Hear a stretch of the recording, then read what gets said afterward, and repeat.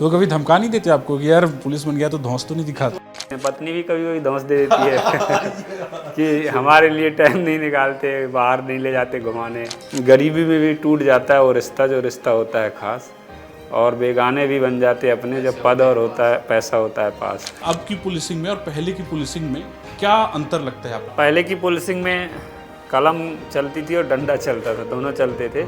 लेकिन अब वैसी पुलिसिंग नहीं रही है। अब तो मतलब कलम और मुंह चलना ज़रूरी है। रेप के जो केस होते हैं, उस केस को सॉल्व करने में पुलिस सबसे ज़्यादा उसको कठिनाई महसूस होती है। क्या महिलाओं के प्रति कानून बहुत झुका हुआ है, तो पुलिस में अगर एक महिला शिकायत करने जाती है रेप की, तो पुलिस तत्काल FIR करती है। वो ये नहीं सोचती कि झूठ बोल रही कि सच बोल रही। क्या आपके साथ भी ऐसा तो नहीं था कि ठुकरा के मेरा प्यार और इंतकाम देखेगी टाइप से? हजारों लड़कियां ख्वाबों में आई, लेकिन मेरा मन किताबों में लगा रहा। सोशल मीडिया में कौन सा वीडियो आपका पहला वायरल हुआ था?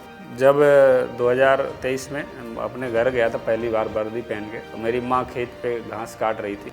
वो वीडियो बहुत वायरल हुआ था। ये साइकिल वाला किस्सा क्या था सर? तो हमने उस समय शादी के अगले दिन वो साइकिल का यूज़ किया था, तो वो वीडियो वायरल हुआ था। फिर वो लोगों को एक उसमें मैसेज भी था। अपने गाड़ी में आप डंडा लेके चलते हैं कि नहीं? हाँ, रखा रहता है डंडा। देखो वो तो मुझे मालूम है, अगर ज़रूरत पड़ेगी तो डंडा भी चलाएंगे और ज़रूरत पड़ती है तो कलम भी चलाएंगे। यूपी में तो ये है कि गाड़ी पलट जाती है। नहीं नहीं, यहाँ की गाड़ियाँ सही हैं, पलटती नहीं है। पुलिसकर्मी हमारे समाज के वो सूरमा होते हैं जिनके कंधों पर हमारे सुरक्षा की जिम्मेदारी होती है। लेकिन आज हमारे बीच में एक ऐसे पुलिसकर्मी हैं जिनके कंधों पर ना सिर्फ हमारे सुरक्षा की जिम्मेदारी है, बल्कि वो हमारे समाज को एक बेहतर संदेश भी देते हैं। सोशल मीडिया में काफ़ी ट्रेंड कर रहे हैं। नाम है संतोष पटेल। आप DSP हैं, ग्वालियर में पदस्थ हैं। पुलिसिंग में, अब की पुलिसिंग में और पहले की पुलिसिंग में क्या अंतर लगता है आपको? पहले यही शुरू करते हैं। पहले की पुलिसिंग में कलम चलती थी और डंडा चलता था, दोनों चलते थे। लेकिन अब वैसी पुलिसिंग नहीं रही है। अब तो मतलब कलम और मुंह चलना ज़रूरी है। आप कितनी अच्छी व्यक्ति को कम्युनिकेट कर पा रहे हो। आप व्यक्ति से अब हमें बदमाश से भी पूछना है तो दिमाग लगा के साइकोलॉजी के माध्यम से उससे क्वेश्चन करने पड़ते हैं, क्योंकि अब आप अगर आप पीटोगे तो कल कोई ना कोई मीडिया वाला या कोई ना कोई उसी के परिजन, जिसका भी आरोपी है, वो कैमरे लेके खड़ा है थाने के बाहर, और थाने के बाहर मतलब लेके जाना ही पड़ता है आरोपी को। तो बड़ा टफ है। तो आज का बदलाव अलग हो गया। समझिए ये है कि सॉफ्ट स्किल की ज़्यादा वैल्यू है। तो जो पुलिस का पुराना चेहरा था, जो कि मतलब भयानक दिखता था, वो नहीं रहा है। अब पुलिस सहयोगात्मक हो गई है, पुलिस भावनात्मक है, पुलिस पूरी तरह से संवेदनशीलता के साथ काम करती है। और जहाँ गुंडे बदमाश की बात आती है, वहाँ पुलिस उस तरह से भी निपटती है, भले ही कैमरे में ना आए। तो वो भी ज़रूरी है, क्योंकि उन पर भी भय होना चाहिए कि पुलिस कैसे करती है। डंडा से क्या काम आसान हो जाता था जो अब बिना डंडा के इतना कठिन हो गया है? हाँ, डंडे से तो बहुत कुछ आसान हो जाता है। बताने की जरूरत नहीं है। अच्छा, मतलब अपने जीवन में, अपने पुलिसिंग में आपने किसी ऐसे क्रिमिनल को देखा जो आज भी याद हो कि मतलब इसने तो एकदम नाको चने चबा दिए एकदम? अब बहुत से क्रिमिनल आते हैं। कुछ एक आध केस ऐसे? हाँ, एक पृथ्वीपुर में था। दारू को लेकर 2 लोगों को कुल्हाड़ी से काट दिया उसने। चूँकि वो डेली दारू पीते थे, तो उसमें टर्न रहता था, जैसे अपन 3 लोग बैठे हैं, आज आप पिलाओगे तो कल ये पिलाएगा, परसों मैं पिलाऊंगा। आप दोनों ने पिला दिए, मेरा टर्न आया, बोला मैं नहीं पिलाऊंगा। तो बोले भगा दिया आप लोगों ने मेरे को ऐसे। तब वो भाग गया। फिर जब तुम लोग ले आए आप लोग दोनों, तो वो भी आके पी गया। अब इतने में आपको गुस्सा आया, तो आप जैसे ये 2 सोए, तो आपने दोनों को कुल्हाड़ी से काट दिया और गले से काट दिया। खेत में थे, तीनों लोग खेत थे उनके अपने अगल बगल तीनों के। चूँकि एक चौथा लड़का भी था, जिसने देखा तो उसकी तरफ भी दौड़ा, वो भाग गया। फिर हम लोगों ने उसको पकड़ा। पकड़ने के बाद बता रहा सामने वाला कि हाँ मैंने देखा, मेरे पास भी आया कुल्हाड़ी लेके। पर वो उसने हमें पूरे दिन घुमाया, बोले मैंने मारे ही नहीं, मैंने काटे ही नहीं।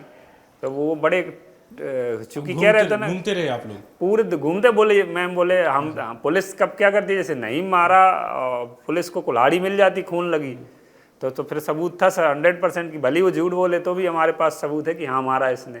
अब वो कुल्हाड़ी नहीं मिल रही थी, तो हमने उसको खूब घुमाया। उसने पूरे दिन बोले मैंने यहाँ डाल दी। जब थोड़ा सा उसको टाइट करो, गर्म करो, तो बताए यहाँ रखिए, वहाँ ले जाए। फिर वहाँ जाके हम लोगों ने तो फावड़े ले लेके पुलिस ने खोद डाला। बोले मैंने यहाँ पर गाड़ दी है। तो वो खेत में खोद रहे, कहीं नाली में देख रहे, कहीं नहीं मिली। तो वो जाके जब रात हो गई, तब पुलिस ने खुद सर्च किया, चूँकि क्रिमिनल की एक आदत होती है वो सबूत आसपास ही छोड़ता है, कितना भी अच्छा क्रिमिनल हो, अगर पुलिस इन्वेस्टिगेशन करे तो मिल जाता। फिर हम लोगों ने तलाश किया तो वहीं एक पुलिया के नीचे उसने छिपा रखी थी। तो हर बदमाश की ये खासियत है, बहुत कम जो नया नया बदमाश होगा वही तत्काल बोल देता है, और बाकी जो पुराना बदमाश है तो वो पूरी तरह से परेशान पहले कर लेता है पुलिस को। तो क्या ऐसा भी होता है कि बदमाशों के लेवल को सोचते सोचते पुलिस भी बदमाश टाइप का सोचने लगती है? कैसे कैसे मतलब केस पुलिस solve का तो देखो क्या है, पुलिस को दोनों तरह से सोचना पड़ेगा। अच्छा। अगर हम चोरी कैसे की जाती है ये पूरी अगर नज़रिए से नहीं सोचेंगे तो हम चोर से पूछ ही नहीं पाएंगे। क्रॉस क्वेश्चन वही कर सकते हैं ना जब हमें थोड़ा सा उस बारे में आइडिया। हम लोग दिन भर देखते ही घटनाएं तो हमें पता है ये चोरी करने का मॉडस ऑपरेंडी इसकी अलग है, इसकी अलग है, ऐसी भी इसने की थी एक जगह चोरी, या इसने वहाँ ऐसी की थी, तो हमें जैसा तरीका लगता है उस हिसाब से उससे पूछते हैं, तो वो बताते भी हम लोग। ये सोशल मीडिया में कौन सा वीडियो आपका पहला वायरल हुआ था, आपको जो है उससे लगा कि अब हमें जो है इस पर भी आगे बढ़ना चाहिए? जब 2023 में अपने घर गया था पहली बार वर्दी पहन के, तो मेरी माँ खेत पे घास काट रही थी और घर पे कुंडी लगी हुई थी, तो मैं खेत पहुंच गया और हम वीडियो बनाते हुए। तो जब उस समय माँ से मेरी मुलाकात हुई थी, उनके जो विचार थे, भाव थे, शुद्ध देसी अपने गांव की भाषा में उन्होंने बोला था, वो वीडियो बहुत वायरल हुआ था। और उस समय फिर लोगों ने बहुत सराहना की, मतलब एक उसमें कई लोगों की सराहना हुई, एक किसान की हुई, किसान के बेटे की हुई, एक पुलिस वाले की हुई, एक माँ की हुई, और एक गांव के परिवेश की हुई। तो वो चीज़ें देख के मुझे लगा कि इससे बहुत से लोगों को मैसेज जा रहा है कि अधिकारी बनने के बाद भी हमें अपने गांव को याद रखना चाहिए। हम लोग देखते हैं बहुत से लोग अधिकारी बनने के बाद गांव को भी भूल जाते हैं, अपने रिश्ते नातेदारों को भूल जाते हैं। तो वो नहीं, तो वो लोगों को एक अलग उस दृष्टिकोण से देखा मैंने। उस पर देखा वो वीडियो हमारा कई मतलब बड़े बड़े प्लेटफॉर्म्स पे थे, कई बड़े बड़े नेताओं ने भी शेयर किया, कई बड़ी बड़ी पार्टियों के नेताओं ने भी शेयर किया था। तो उस समय मुझे लगा कि अच्छा मैसेज जा रहा है, तो अगर हमारे पास कुछ है ऐसे विचार तो उनको शेयर करना चाहिए, क्योंकि विचार और एक पौधा ऐसी चीज़ें अगर इनको सींचोगे नहीं तो सूख जाएंगे और उनकी कोई वैल्यू नहीं है फिर। तो मेरे दिमाग में जो विचार आते हैं तो मुझे लगता है कि अगर सोशल मीडिया एक ऐसा प्लेटफॉर्म दिया है, ना तो किसी को हमें बोलना, ना किसी से हमें तेल लगाना। अगर आपके अच्छे थॉट्स हैं, आपके पास अच्छी विचारधारा है, आपके अच्छा कोई कंटेंट है जो संदेश देने योग्य है, समाज में एक अच्छा सुधार लाने लायक है, तो शेयर करना चाहिए। तो मैं तो उसके बाद फिर हमेशा एजुकेशन पे लेकर, नशे पे लेकर, साइबर अवेयरनेस पर लेकर और महिलाओं की, बच्चियों की शिक्षा को लेकर शेयर करता रहता हूँ। महिलाओं की शिक्षा की बात की आपने, एक जैसे हम ये जानना चाहते हैं कि तो रेप के जो केस होते हैं उसमें आप आरोपी को पकड़ते हैं, उस केस को सॉल्व करने में पुलिस सबसे ज़्यादा कहाँ उसको कठिनाई महसूस होती है? रेप के केस में कई बार ऐसा भी रहता है कि कुछ झूठा भी रहता है, कई बार लगता है कि ये सही है। आपने देखा होगा कि बहुत सारे आंकड़े ऐसे आते हैं कि जेल में अभी भी बहुत सारे लोग ऐसे भी जी रहे हैं जो निर्दोष हैं, फिर भी वो जेल में हैं। तो उसको सॉल्व करने में मतलब क्या पुलिसिंग का क्या रोल रहता है? वो तो बहुत कठिन काम बता दिया आपने, निर्दोष वाला रेप वाले केस में थोड़ा, चूँकि क्या महिलाओं के प्रति कानून बहुत झुका हुआ है, मतलब उनके, और अच्छा भी है क्योंकि हमारे देश में पहले महिलाओं के साथ एक सॉफ्ट कॉर्नर है, महिलाओं को प्रताड़ित करना भी आसान है। तो वो चीज़ के लिए कानून इसलिए इतना अच्छा बनाया गया कि तत्काल महिलाओं की सुनाई हो। तो पुलिस में अगर एक महिला शिकायत करने जाती है रेप की, तो पुलिस तत्काल FIR करती है, वो ये नहीं सोचती कि झूठ बोल रही कि सच बोल रही। और फिर वो कोर्ट का काम होता है सज़ा देना, बरी जमानत देना, वो करना। आपने जो बोली निर्दोष वाला, तो चूँकि ऐसा महिला बोलती नहीं है, मतलब जो नाबालिग में तो कोई सवाल नहीं है। अगर नाबालिग के साथ आपने संबंध बनाए, सहमति से भी बनाए, तो रेप है, वो FIR होनी है और जेल जाना है। बालिग में ज़रूर है कि लड़की अगर बालिग है तो कई बार सहमति से आपस में कई साल ऐसे केस आते हैं ज़्यादातर कि 6 माह से उसने शादी का झांसा दिया और मेरे साथ संबंध बनाया, मेरे साथ गलत काम किया। तो उन मामलों में क्या रहता है कि लड़की तो कहेगी नहीं कि मैं सहमति से संबंध बनाया, बस एक शब्द का अंतर है, वो ये बोल देगी कि सहमति से संबंध बनाया तो अपराध नहीं है, सहमति शब्द काट दो तो अपराध है। तो लड़की नहीं बोलती, तो अपन को तो पता नहीं पुलिस को कि सहमति से बना कि ज़बरदस्ती बना, तो वो हम लोग अपराध मान कर ही उस पर कायमी करते हैं। ऐसे कितने केस आते होंगे दिन भर में, अगर आपके? ऐसा नहीं है दिन भर में, वो तो थाना एक क्षेत्र होता है, तो महीने में 1-2 केस आते हैं, इससे ज़्यादा नहीं आते। तो पर जिले को लेकर और ऊपर एमपी को लेकर बड़ा आंकड़ा हो जाता है, तो ज़्यादा नहीं आता, वो तो उस पर तत्काल कार्रवाई करती है। इसमें तो रेप वाले मामले में तो पुलिस फटाफट काम करती है, इसमें कोई दिक्कत नहीं आती। एक शब्द है सोशल मीडिया में जिसे डिजिटल अरेस्ट कहते हैं, क्या होता है ये, कैसे होता है? डिजिटल अरेस्ट, इसमें एक अरेस्ट शब्द आया। अरेस्ट मतलब बड़ा कठिन काम है, बोल दे कोई अरे पुलिस आ रही तो मैं अरेस्ट करने, तो आदमी वो भागा भागा फिरता है बिल्कुल छिपने के लिए कि बच जाऊं। तो चूंकि ये शब्द डिजिटल अरेस्ट लोग सुन के लगता है कि पुलिस कैसे पकड़ती होगी। अरेस्ट शब्द तो ऐसी यही है ना कि कानून ही पकड़ेगा। बदमाश को तो बोलते नहीं कि बदमाश ने अरेस्ट कर लिया, वो तो अपहरण कहलाता है। और पुलिस भी पकड़ के ले जाती बिना बताए तो अपहरण थोड़ी आता, वो क्या आता है, अरेस्ट की उसमें आता है। तो कोई शब्द नहीं है डिजिटल अरेस्ट, ना कोई अरेस्टिंग होती है, ये सिर्फ फ्रॉड है, फेक है, एक नया शब्द दिया गया है। जिसमें क्या होता है, जो साइबर अपराध है ना, वो एक गाना है ना बुंदेलखंडी में, ढीमरा की ने डाल दियो जाल फंस गई जल मछली में।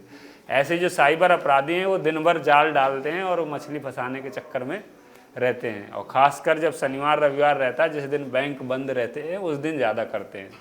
उसमें सिंपल सा ट्रेंड है, जैसे आप हम बात कर रहे हैं ऐसे ही उनका एक छोटा सा न्यूज़ रूम टाइप में एक रूम रहता है, और वहीं पर बैकग्राउंड में आवाज़ चला देते हैं रोने की, और फिर फ़ोन करते हैं उसके पेरेंट्स को। किस समय फ़ोन करते हैं, जब आपका बच्चा, भाई बहन या बेटी कोचिंग में होती है, उस समय मोबाइल बंद रहता है।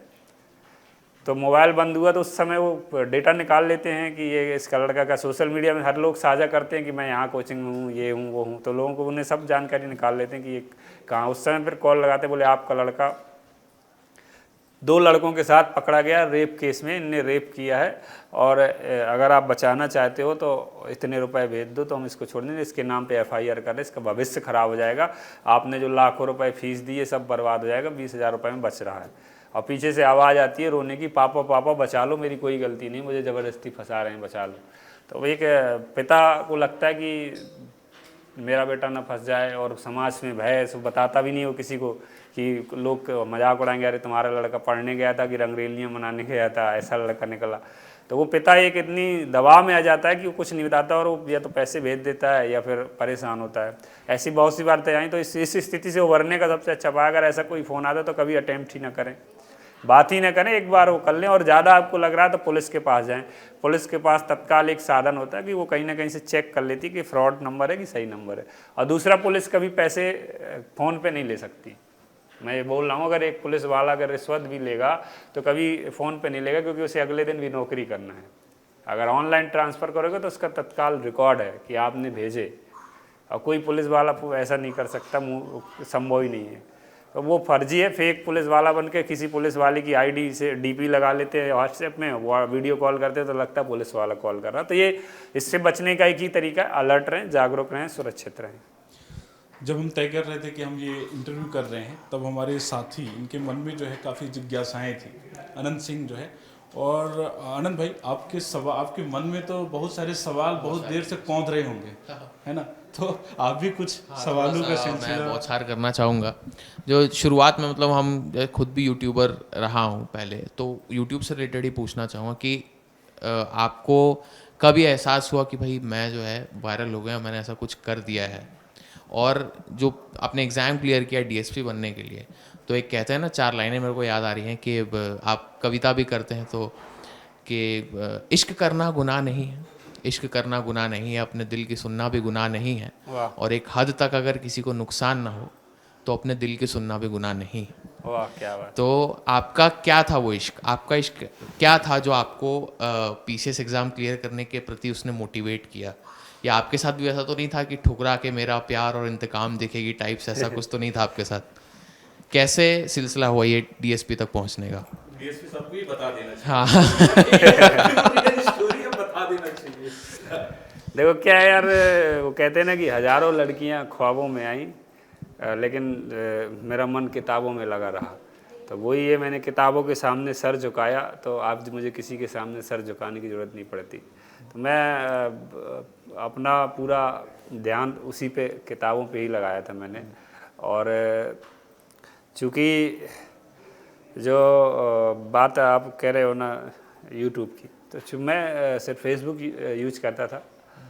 तो फेसबुक के बाद ठीक है, प्लेटफॉर्म है यूट्यूब भी, लोगों ने बोला कि इसमें भी सही डालने देना चाहिए, तो छोटे छोटे वीडियो शॉर्ट्स कहलाते हैं वो डालते रहे, तो वो भी लोगों को अच्छे लगे तो पसंद करने लगे, तो ऐसे यूट्यूब चलने लगा।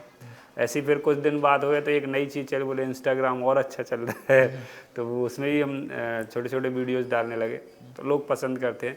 चूँकि क्या है कि पुलिस वाला चौराहे पे खड़ा है, अगर उसने ज़ोर से बात भी कर दी और किसी से थोड़ा, तो वो वीडियो बनाकर लोग शेयर करते तो वायरल होता है, पुलिस की नेगेटिव इमेज के लिए बहुत तत्काल होता है।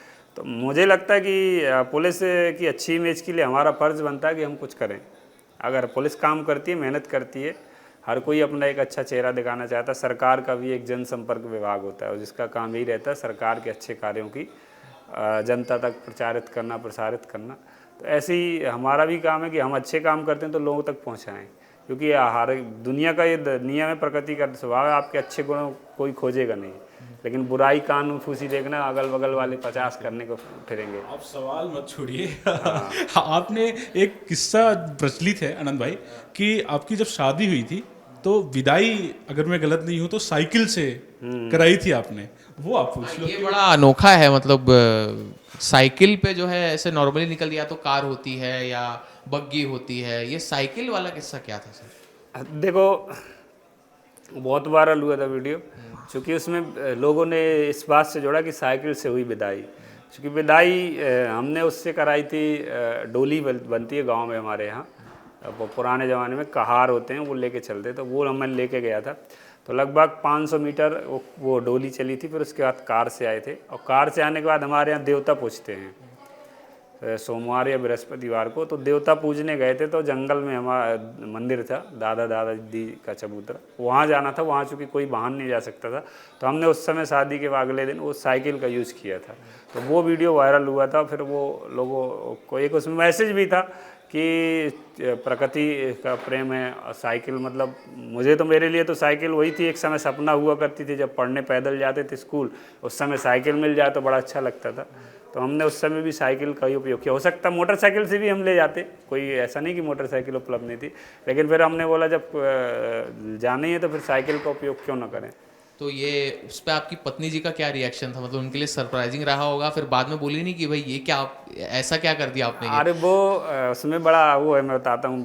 मैंने 1-2 बार बोला बैठो, तो महिलाओं में थोड़ा शर्म तो रहती है, नहीं बैठ रही थी। आपने भी है। आपने अब ब्लश कर रहे हैं थोड़ा सा। कि पुलिस की जो छवि होती है, मतलब हम वही देख रहे थे, आनंद भाई बोल रहे थे कि पुलिस जब, मतलब पुलिस का एक जो छवि रहती है कि डर और भय, जो बल, जिस बल की आपने बात की, लेकिन आप जब आए हमारे यहाँ तो मतलब बहुत ही सौम्य स्वभाव के, तो मतलब लगा कि नहीं, मतलब पुलिस तो ठीक है, लेकिन एक अलग चेहरा भी है जिसे लोग शायद ज़्यादा पसंद कर रहे हैं, वो पर्सनालिटी को लोग ज़्यादा पसंद कर रहे हैं। तो उसमें क्या हुआ कि इनने पहले मना किया, तो हमारी दीदी हैं, मतलब हमसे बड़ी हैं, तो उन्होंने बोला बैठ जाओ, बैठना ही पड़ेगा, ज़बरदस्ती बैठना पड़ेगा तो बैठ जाओ। तो फिर वो बैठ गई आगे डंडे में, फिर हम लोग वहाँ तक गए थे, फिर पूजा हुआ था और उसका वीडियो वायरल हुआ था उससे बहुत ज़्यादा। आपके ये ससुराल पक्ष या आपका वाला पक्ष, उसका कुछ लोगों ने तो मजाक उड़ाया, बोले कहाँ शादी कर दी उनके पास, बोले गाड़ी भी नहीं है और फर्जी डीएसपी तो नहीं बने, मतलब इनके साइकिल से वो कर रहे। तो अब वो है, गांव में लोगों का अलग अलग अपनी अपनी सोच है, वो कैसा क्या सोचते हैं, उससे मुझे ज़्यादा फर्क नहीं पड़ता। तो पर अच्छा था, संदेश अच्छा गया था, लोगों ने अच्छी सराहना की थी। अच्छा, तो जो आप सर वीडियो बनाते हैं तो उसके खुद ही हेडलाइन वगैरह जो उसका टाइटल होता है, या एडिटिंग के लिए किसी को रखा है, या पहले तो खुद ही करते थे जब मतलब इतना चैनल वायरल नहीं हुआ था, वीडियो वायरल नहीं थे, तो अभी किसी एडिटिंग के लिए रखा है किसी को, या अभी भी नहीं कोई नहीं, वो तो हमारी पत्नी है, कुछ वो कर लेती है। अच्छा। और नहीं तो हम एडिटिंग क्या, उसमें क्या करते हैं, जैसे वीडियो कोई ऐसा तो है नहीं जो किसी से कोई काम, किसी की मदद की वीडियो बनाया, बस वो तो एडिटिंग ज़्यादा होती नहीं है, हल्का फुल्का कुछ कट करना हुआ तो कट हो जाता है, बाकी सिंपल रहता है। अभी जब जैसे इतना ज़्यादा वायरल हो गए, मिलियन सब्सक्राइबर्स हो गए, फॉलोअर्स भी हो गए, तो अब क्या बदलाव आ जाता है किसी भी नॉर्मल इंसान? ये एक ऐसे डीएसपी के उस पर नहीं पूछ रहा, कोई भी नॉर्मल इंसान जब वायरल होता है, वायरल हुए, तो आसपास क्या परिवर्तन आता है? लोग कैसे पहचानते हैं कि अरे ये देखो ये वही है जो ऐसा है? मतलब किस तरह से पहचानते हैं आप पहचानते हैं लोग? बहुत कहीं भी अगर भीड़ पे खड़ा हो जाते हैं तो घेर लेते हैं लोग, खासकर नई युवा पीढ़ी।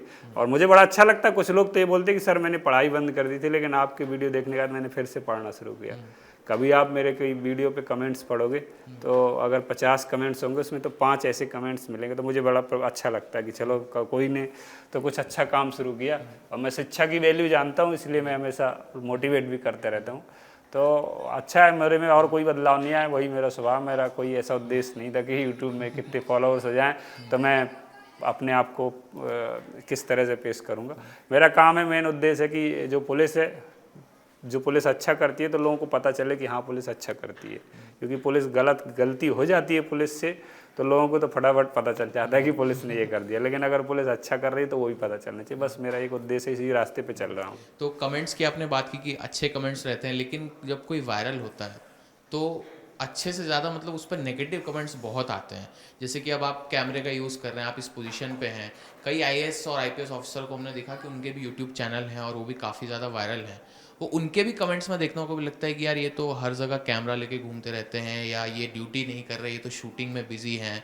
तो उस जो ट्रोलिंग होती है उसको आप कैसे फेस करते हैं? उनका क्या आप रिप्लाई करते हैं या आप इग्नोर कर देते हैं, या क्या कहना नहीं, देखो क्या है, मेरा ये मानना है कि कीचड़ से अगर लड़ोगे तो आपके ही कपड़े गंदे होंगे।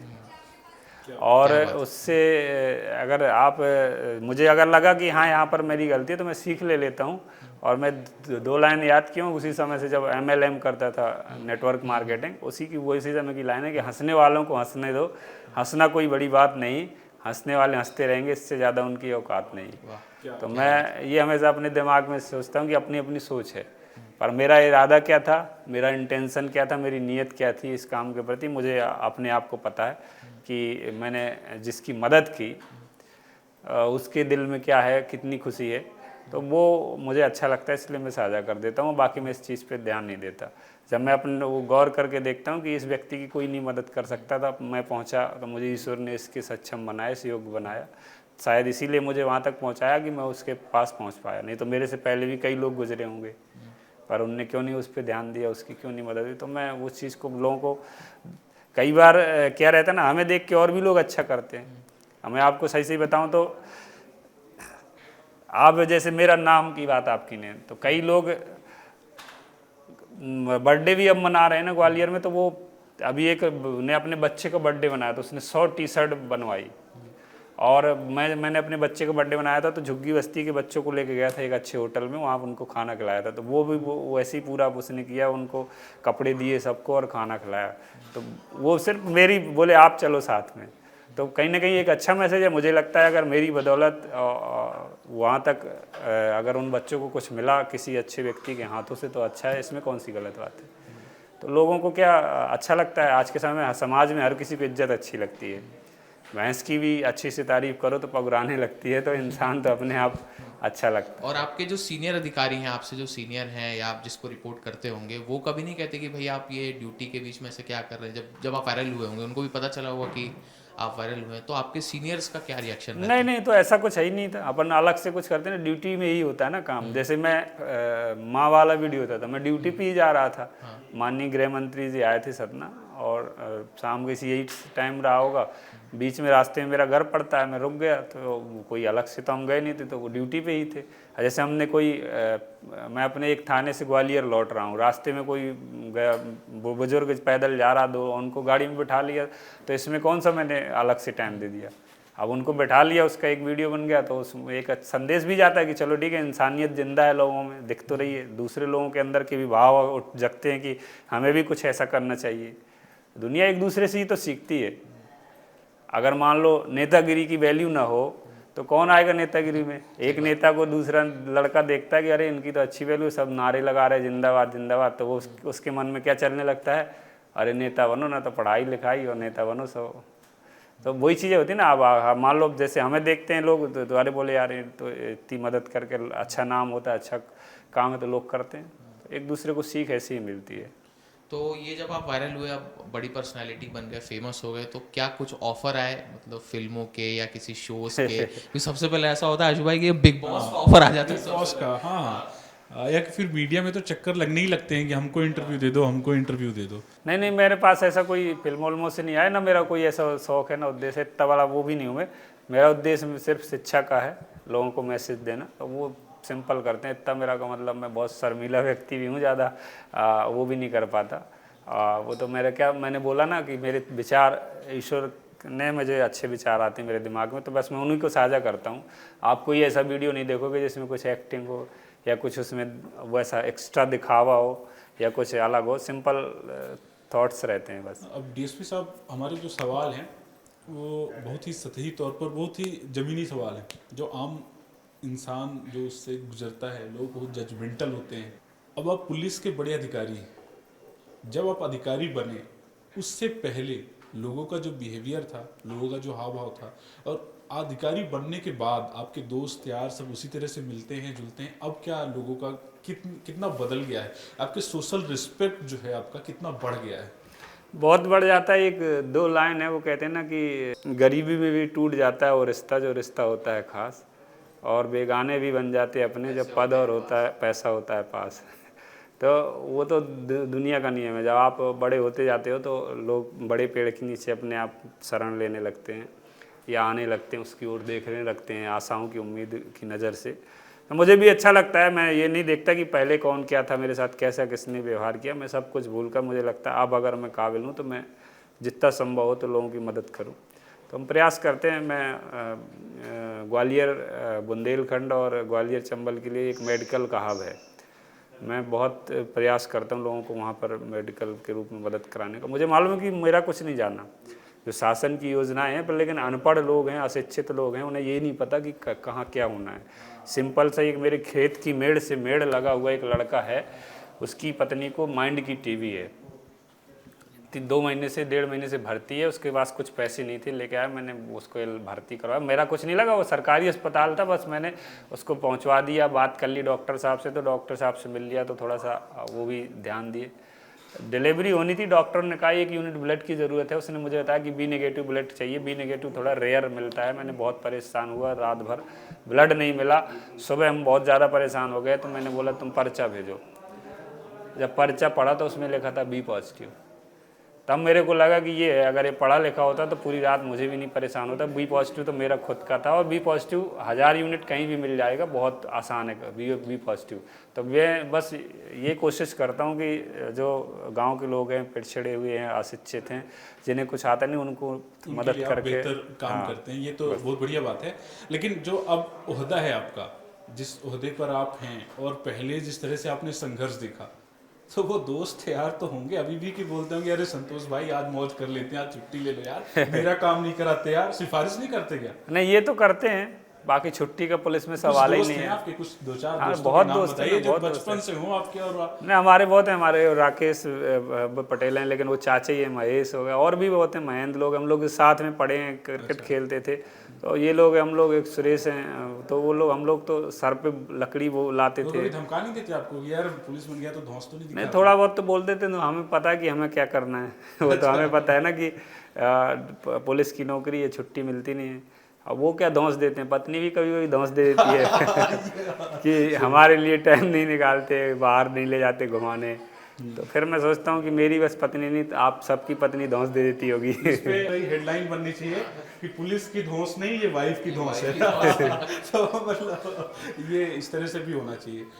और क्या क्या बदल गया है? सब धीरे धीरे बदल जाता है, समय समय की बात है। देखो 2 लाइन सुनाता हूँ आपको कि किस्मत मेहनत से चमकती है, संघर्ष से निखरती है।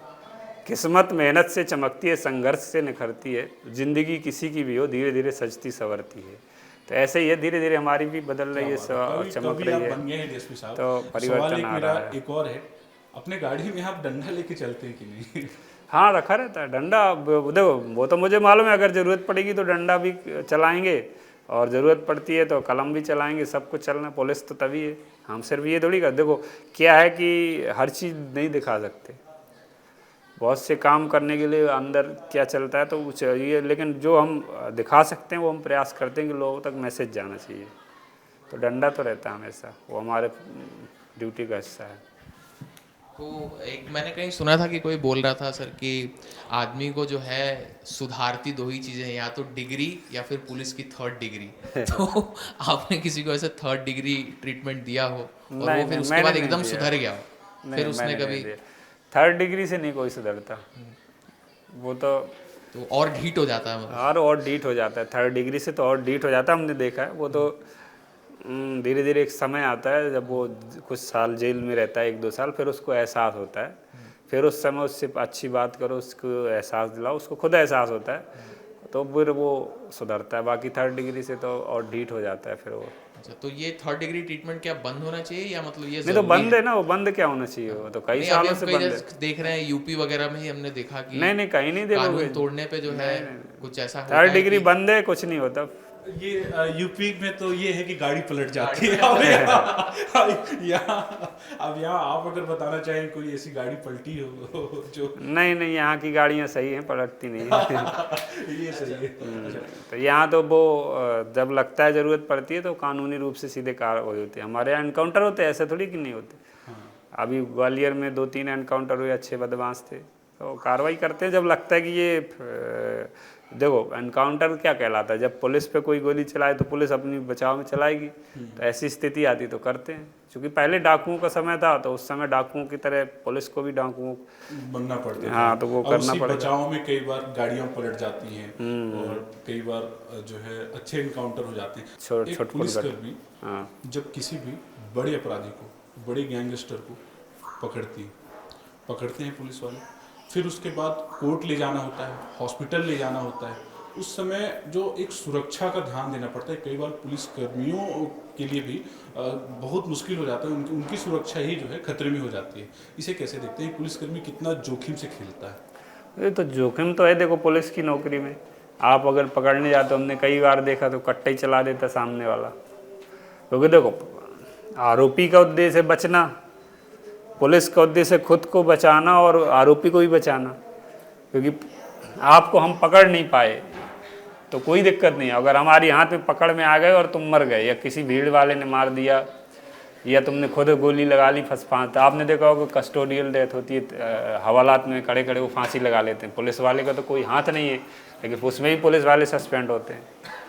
तो कहीं ना कहीं पुलिस का तो हमेशा पूरी वो नौकरी रिस्क की रहती है, खतरे की रहती है, इसलिए बड़ी सावधानी से पूरी सक्रियता के साथ और संवेदनशीलता के साथ काम करना पड़ता है। जब तक वो माननीय न्यायालय के माध्यम से जेल तक न पहुंच जाए तब तक पुलिस की लिए पूरा वो टेंशन रहता है। युवाओं की आप बात कर रहे थे सर कि जब भी आप अब जैसे फेमस हो गए हैं तो बहुत सारे युवा आपको घेर लेते हैं, बोलते हैं कि हम भी आपकी तरफ फेमस होना चाहते हैं। तो 2 लाइन याद आ रही थी कि जो आप चिड़िया चाहे जितना उड़ ले आकाश, दाना तो रहता है ज़मीन के ही पास, यानी ज़मीन से जुड़े रहना चाहिए। तो युवाओं को जो आपको घेर लेते हैं, आपसे इन्फ्लुएंस होते हैं, तो इस पोजीशन पे पहुंच के भी ज़मीन पे कैसे जुड़े रहना है, वो आप क्या संदेश देना चाहेंगे? जिससे युवा जब फेमस होते हैं ना तो एकदम चाह देते हैं कि हमें उनको सक्सेस दिखती है, उसके नीचे का संघर्ष नहीं दिखता, तो ज़मीन से वो कैसे जुड़े रहें युवा? जो वो कहते हैं ना कि बुलंदियों पर जो पहुंच जाएगा और हवा में उड़ेगा तो गिर जाएगा, बुलंदियों पे जो पहुंच जाएगा हवा में उड़ेगा तो गिर जाएगा, और वो कभी असफल नहीं हो सकता, कभी गिर नहीं सकता जो ज़मीन पर भी बैठ जाएगा। तो हम ज़मीन से उठी हुई लोग हैं, हमने ज़मीन की, हमें पता है कुर्सी में बैठा हुआ व्यक्ति गिर सकता है, कुर्सी टूट सकती है, लेकिन जो ज़मीन पर बैठा हो कभी गिर नहीं सकता। तो मैं हमेशा जहाँ से निकले वहाँ बैठने में क्या दिक्कत है, और हमने जो देखा है हम वही करते हैं कि यार हम जब परेशान होकर कहीं जाते थे थाने, तो हमें जैसा महसूस करते थे कि पुलिस हमसे ऐसे बात करे, हम वैसा व्यवहार कर रहे हैं लोगों के साथ। टीम का रोल क्या रहता है, कैसे मैनेज करते हैं किसी अपराधी को जब पकड़ने जाते हैं, पूरे कांस्टेबल और सारे पुलिसकर्मियों को साथ? तो पूरी टीम का रहता है, देखो टीम के जो सदस्य रहते हैं वो घर के तीनों ओर लगाने पड़ते हैं, तो एक इधर खड़ा हो जाओ, एक उधर, एक उधर, क्योंकि हमें पता हो कई बार छत से कूद के पीछे से भग जाएगा, बगल से भग जाएगा। फिर इसके बाद जो मेन होते हैं आदमी दमदार, क्योंकि सामने से जाना थोड़ा दम भी चाहिए क्योंकि क्या पता सामने वाले के पास क्या, तो पूरा पहले तो उसकी मुखबिरी जुटाते हैं, जानकारी किसके पास क्या हो सकता है। अगर लग रहा है कि हथियार होंगे तो फिर उस हिसाब से सावधानी से पूरी तरह से जाते हैं, और ऐसे ही लगता है कि सिंपल है तो फिर दरवाज़ा पहले खुलवाते, नहीं खोलता तो फिर दरवाज़ा तोड़ के अंदर जाते हैं, पकड़ते हैं उसको। तो ये थे हमारे साथ डीएसपी संतोष पटेल जी, इनके बारे में हमने जाना ये सोशल मीडिया में कैसे वायरल हुए, यूट्यूब में इनके इतने मिलियन सब्सक्राइबर कैसे हो गए, इंस्टाग्राम में इनके इतने फॉलोवर कैसे हो गए। इस इंटरव्यू में आप सब कुछ जान जाएंगे। तो आप हमें देखते रहिए, हमें लाइक करिए, शेयर करिए, कमेंट भी करिए, और इसके अलावा ये भी बताइए कि इस तरह के और कौन से गेस्ट हैं जिनको आप विस्तार न्यूज़ पर देखना चाहते हैं, विस्तार डिजिटल के प्लेटफॉर्म पर देखना चाहते हैं। तो मैं था आपके साथ अनंत और ये थे आशुतोष। आज के लिए हमें दीजिए इजाज़त, नमस्कार।